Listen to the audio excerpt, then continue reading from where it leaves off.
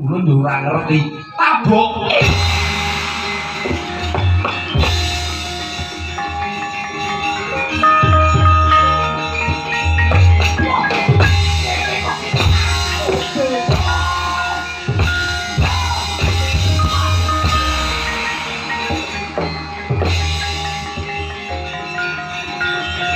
Barang-barang ngomong,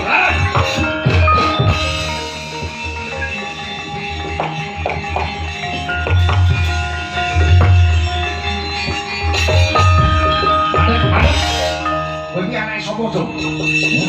Lah ngamuk ana kene. Le, Cung. Bocah bayi gawe kisruh.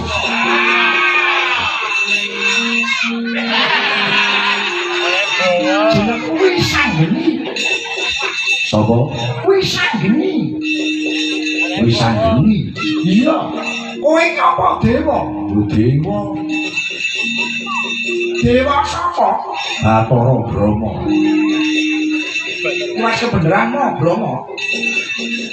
Aku ki anake sapa? Bapakku sapa, ibuku sapa? Wong edan. Bocah ora ngerti karo bapake dhewe, wong tuane dhewe. Ngono kuwi gemu ngaturke bekti, ngaturke sungkem karo opo iki. Kowe bocah kurang ajar, ora ngerti tata krama. Kakek cangkem.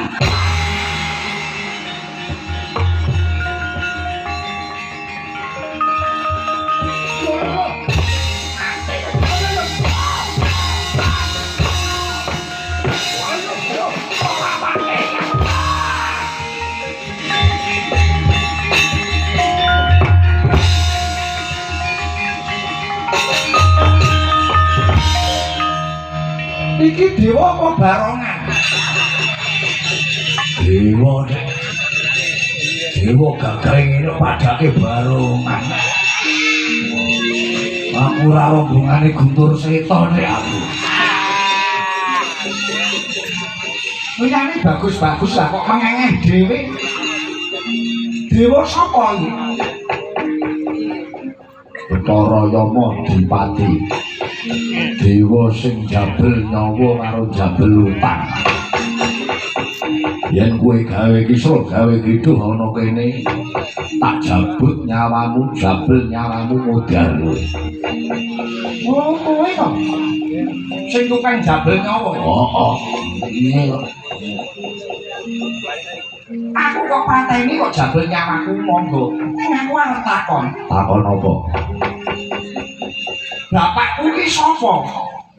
Mbok wani sambil gledek aku ora ndemeni mbokmu. Kowe dudu anakku. Lah kok terus ngaku-ngaku anak